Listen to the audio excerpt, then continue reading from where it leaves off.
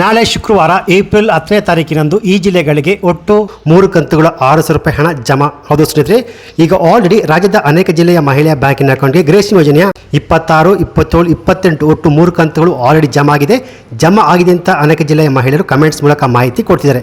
So ಒಂದು ವೇಳೆ ನಿಮ್ಮ ಬ್ಯಾಂಕ್ ಖಾತೆಗಳಿಗೂ ಇಂದು ಜಮಾ ಆಗಿಲ್ಲ ಅಂದರೆ ಇಂದು 100% ಜಮಾ ಆಗುತ್ತೆ. ಹೌದು ಸ್ನೇಹಿತರೆ, ಇಲ್ಲಿ ನಿಮಗೆಲ್ಲ ಗೊತ್ತಿರುವ ಹಾಗೆ ಗೃಹಲಕ್ಷ್ಮಿ ಯೋಜನೆಯ 23, 24, 25, 26 ಈ ಒಟ್ಟು 4 ಕಂತುಗಳು ಮಹಿಳೆಯ ಬ್ಯಾಂಕಿನ ಅಕೌಂಟ್ಗೆ ಜಮಾ ಆಗಲು ತುಂಬಾನೇ ತಡವಾಗಿತ್ತು. ಆದರೆ ಇವಾಗ ರಾಜ್ಯ ಸರ್ಕಾರ ಆದಷ್ಟು ಬೇಗ ಎಲ್ಲರಿಗೂ ಜಮಾ ಮಾಡುತ್ತಿದ್ದಾರೆ. ಯಾಕೆಂದ್ರೆ ಇಲ್ಲಿ ರಾಜ್ಯದಲ್ಲಿ ಕೆಲವೊಂದು ಜಿಲ್ಲೆಗಳಲ್ಲಿ ಚುನಾವಣೆ ಇರುವ ಕಾರಣಕ್ಕೆ ರಾಜ್ಯ ಸರ್ಕಾರ ಮಹಿಳೆಯ ಬ್ಯಾಂಕಿನ ಅಕೌಂಟ್ಗೆ ಗೃಹಲಕ್ಷ್ಮಿ ಯೋಜನೆ ಹಣವನ್ನು ರಿಲೀಸ್ ಮಾಡುತ್ತಿದ್ದಾರೆ. ಯಾಕೆಂದ್ರೆ ಇಲ್ಲಿ ಕಾಂಗ್ರೆಸ್ ಸರ್ಕಾರದ ಹೆಸರು ಹಾಳಾಗಬಾರದು ಉದ್ದೇಶದಿಂದ ಸರ್ಕಾರ ಇವಾಗ ಎಲ್ಲರಿಗೂ ಹಣವನ್ನು ಪೆಂಡಿಂಗ್ ಇರುವಂತಹ ಗೃಹಲಕ್ಷ್ಮಿ ಯೋಜನೆ ಹಣವನ್ನು ಎಲ್ಲರಿಗೂ ಒಟ್ಟಿಗೆ ರಿಲೀಸ್ ಮಾಡುತ್ತಿದ್ದಾರೆ. ಸೊ ಒಂದು ವೇಳೆ ನಿಮ್ಮ ಬ್ಯಾಂಕ್ ಖಾತೆಗಳಿಗೂ ಹಣ ಬಂದಿಲ್ಲ ಅಂದ್ರೆ ನಾಳೆ 100% ನಿಮ್ಮ ಬ್ಯಾಂಕ್ ಖಾತೆಗಳಿಗೂ ಹಣ ಜಮಾ ಆಗುತ್ತೆ. ಒಂದು ವೇಳೆ ನಿಮಗೆ ಹಳೆಯ ಕಂತುಗಳು ಬಂದಿಲ್ಲ ಅಂದ್ರೆ 25, 26, 27, 28 ಹಳೆಯ ಕಂತುಗಳು ಹಣ ಬಂದಿಲ್ಲ ಅಂದ್ರೆ ಏನಕ್ಕೆ ಬಂದಿಲ್ಲ ಅನ್ನೋ ಕಂಪ್ಲೀಟ್ ಮಾಹಿತಿ ನಾನು ತಿಳಿಸ್ಕೊಡ್ತೀನಿ. ಹಾಗೆ ಇನ್ನು ಮುಂದೆ 10 ಲಕ್ಷಕ್ಕಿಂತಲೂ ಅಧಿಕ ಮಹಿಳಾ ಬ್ಯಾಂಕಿನ ಅಕೌಂಟ್ಗೆ ಗೃಹಲಕ್ಷ್ಮಿ ಯೋಜನೆಯ ಯಾವುದೇ ಕಂತುಗಳು ಹಣ ಜಮಾ ಆಗುವುದಿಲ್ಲ.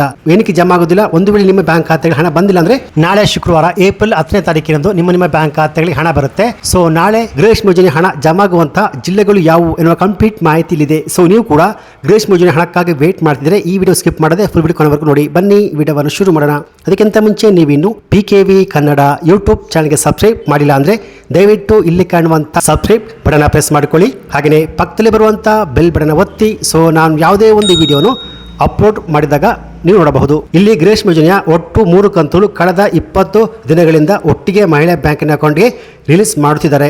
ಯಾಕೆಂದ್ರೆ ಇಲ್ಲಿ ರಾಜ್ಯದಲ್ಲಿ ಕೆಲವೊಂದು ಪ್ರದೇಶದಲ್ಲಿ ಚುನಾವಣೆ ಇರುವ ಕಾರಣಕ್ಕೆ ಸರ್ಕಾರ ಇವಾಗ ಒಟ್ಟಿಗೆ ಹಣವನ್ನು ಜಮಾ ಮಾಡುತ್ತಿದ್ದಾರೆ. ಯಾಕೆಂದ್ರೆ ಇಲ್ಲಿ ರಾಜ್ಯ ಸರ್ಕಾರದ ಹೆಸರು ಹಾಳಾಗಬಾರದು ಇರೋ ಕಾರಣಕ್ಕೆ ಈಗ ಪೆಂಡಿಂಗ್ ಇರುವಂತಹ ಎಲ್ಲ ಕಂತನ್ನು ಮಹಿಳಾ ಬ್ಯಾಂಕಿನ ಅಕೌಂಟ್ಗೆ ಜಮಾ ಮಾಡುತ್ತಿದ್ದಾರೆ. ಸೊ ಒಂದು ವೇಳೆ ನಿಮ್ಮ ಬ್ಯಾಂಕ್ ಖಾತೆಗಳಿಗೂ ಹಣ ಬಂದಿಲ್ಲ ಅಂದ್ರೆ 28 ಇರ್ಬೋದು, 29 ಇರ್ಬೋದು, 100% ನಿಮ್ಮ ಬ್ಯಾಂಕ್ ಖಾತೆಗಳಿಗೆ ಜಮಾ ಆಗುತ್ತೆ. ಸೊ ಆ ಜಿಲ್ಲೆಗಳು ಯಾವ ಅಂತ ನೋಡೋಕ್ಕಿಂತ ಮುಂಚೆ ಒಂದು ವೇಳೆ ನಿಮಗೆ ಹಳೆ ಕಂತುಗಳು ಬಂದಿಲ್ಲ ಅಂದ್ರೆ 25, 26, 27 ಕಂತು ಬಂದಿಲ್ಲ ಅಂದ್ರೆ ನೀವು ಈ 3 ಕೆಲಸವನ್ನು ಮಾಡಬೇಕು. ಸೊ ಆ 3 ಕೆಲಸ ಏನಪ್ಪ ಅಂದ್ರೆ ಮೊದಲು ನಿಮ್ಮ NPC ಮ್ಯಾಪಿಂಗ್, ಹೌದು ನಿಮ್ಮ ಆಧಾರ್ ಕಾರ್ಡು ಅಪ್ಡೇಟ್ ಆಗಿದೆಯಾ ಅಮ್ಮ ಚೆಕ್ ಮಾಡ್ಕೊಳ್ಳಿ. ಅಂದ್ರೆ ನಿಮ್ಮ ಆಧಾರ್ ಕಾರ್ಡ್ಗೆ 15 ವರ್ಷ ಆಗಿದ್ರು ಕೂಡ ನಿಮ್ಮ ಆಧಾರ್ ಕಾರ್ಡು ಅಪ್ಡೇಟ್ ಆಗಿಲ್ಲ ಅಂದ್ರೆ ಆದಷ್ಟು ಬೇಗ ನಿಮ್ಮ ಹತ್ತಿರದ ಸಾಮಾನ್ಯ ಸೇವಾ ಕೇಂದ್ರ ಅಥವಾ CSC ಸೆಂಟರ್ ಅಲ್ಲಿ ಹೋಗ್ಬಿಟ್ಟು ನಿಮ್ಮ ಆಧಾರ್ ಕಾರ್ಡ್ ಅಪ್ಡೇಟ್ ಮಾಡಿಕೊಳ್ಳಿ. ಹಾಗೆಯೇ ನಿಮ್ಮ ಆಧಾರ್ ಕಾರ್ಡ್ಗೆ ಮೊಬೈಲ್ ನಂಬರ್ ಲಿಂಕ್ ಆಗಿದೆಯೋ ಆ ಮೊಬೈಲ್ ನಂಬರ್ ಯಾವ ಬ್ಯಾಂಕಿನ ಅಕೌಂಟ್ ಲಿಂಕ್ ಆಗಿದೆಯಾ ಅಥವಾ ಪೋಸ್ಟ್ ಆಫೀಸ್ ಲಿಂಕ್ ಆಗಿದೆ ಅಂತ ಚೆಕ್ ಮಾಡಿಕೊಳ್ಳಿ. ಯಾಕಂದ್ರೆ ರಾಜ್ಯ ಸರ್ಕಾರ ಇರಬಹುದು ಅಥವಾ ಕೇಂದ್ರ ಸರ್ಕಾರ ಇರಬಹುದು, ಯಾವುದೇ ಸರ್ಕಾರವು ನಿಮ್ಮ ಬ್ಯಾಂಕ್ ಖಾತೆಗಳಿಗೆ ನಿಮ್ಮ ಮೊಬೈಲ್ ನಂಬರ್ ಲಿಂಕ್ ಆಗಿರುವ DBT ಮೂಲಕವೇ ಅಕೌಂಟ್ಗೆ ಹಣವನ್ನು ರಿಲೀಸ್ ಮಾಡೋದು. ಸೊ ಹಾಗಾಗಿ ನಿಮ್ಮ ಆಧಾರ್ ಕಾರ್ಡ್ಗೆ ಲಿಂಕ್ ಆಗಿರೋ ಮೊಬೈಲ್ ನಂಬರು ನಿಮ್ಮ ಬ್ಯಾಂಕಿನ ಅಕೌಂಟ್ಗೆ ಲಿಂಕ್ ಆಗಿರಬೇಕು. ಈ 2 ಕೆಲಸವನ್ನು ಮಾಡಿ. ಹಾಗೆ 3ನೇ ಕೆಲಸ ಏನಪ್ಪಾ ಅಂದ್ರೆ ನಿಮ್ಮ ಕುಟುಂಬದಲ್ಲಿ ಯಾರಾದರೂ BPL ಅಥವಾ APL ರೇಷನ್ ಕಾರ್ಡ್ ಪಡೆದುಕೊಂಡು IT GST ಫೈಲ್ ಮಾಡ್ತಾರಾ ಅಂತ ಚೆಕ್ ಮಾಡಿಕೊಳ್ಳಿ. ಯಾಕಂದ್ರೆ ನಿಮ್ಮ ಕುಟುಂಬದಲ್ಲಿ ಯಾರು ಒಬ್ರು ಕೂಡ IT GST ಫೈಲ್ ಮಾಡ್ತಾ ಇದ್ರೆ ಆ ಕುಟುಂಬಕ್ಕೆ ಇನ್ನು ಮುಂದೆ ಗೃಹಲಕ್ಷ್ಮಿ ಯೋಜನೆಯ ಹಣ ಜಮಾ ಆಗುವುದಿಲ್ಲ, ಜೊತೆಗೆ ಅನ್ನಭಾಗ್ಯದ ಉಚಿತ ಅಕ್ಕಿ ಕೂಡ ಸಿಗುವುದಿಲ್ಲ ಸ್ನೇಹಿತರೆ.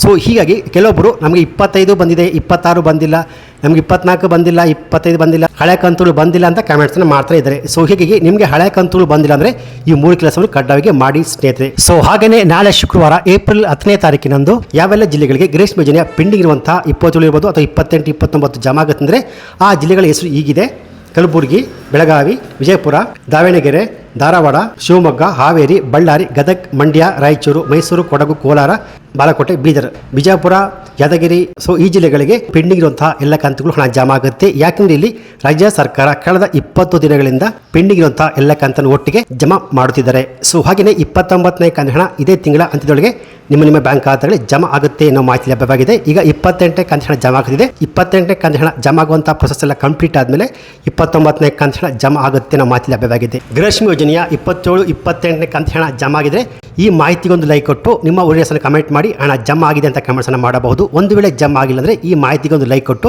ನಿಮ್ಮ ಊರಿನ ಹೆಸರನ್ನು ಕಮೆಂಟ್ ಮಾಡಿ ಹಣ ಜಮಾ ಆಗಿಲ್ಲ ಅಂತ ಕಮೆಂಟ್ಸ್ ಅನ್ನು ಮಾಡಬಹುದು. ಒಂದು ವೇಳೆ ಜಮಾ ಆಗಿಲ್ಲ ಅಂದ್ರೆ 2-3 ದಿನ ವೇಟ್ ಮಾಡಿ ನಿಮ್ಮ ಬ್ಯಾಂಕ್ ಖಾತೆಗಳಿಗೂ 100% ಹಣ ಜಮೆ ಆಗೇ ಆಗುತ್ತೆ ಸ್ನೇಹಿತರೆ. ಸೊ ಈ ಮಾಹಿತಿ ನಿಮಗೆ ಇಷ್ಟ ಆಗಿದೆ ಈ ಮಾಹಿತಿಗೊಂದು ಲೈಕ್ ಕೊಟ್ಟು ಹಾಗೆ ಇದೇ ರೀತಿಯಾದ ಉಪಯುಕ್ತ ಮಾಹಿತಿಗಳಿಗೆ ಕೂಡಲೇ PKV ಕನ್ನಡ ಯೂಟ್ಯೂಬ್ ಚಾನಲ್ಗೆ ಸಬ್ಸ್ಕ್ರೈಬ್ ಮಾಡಿ ಸಪೋರ್ಟ್ ಮಾಡಿ. Thanks for watching.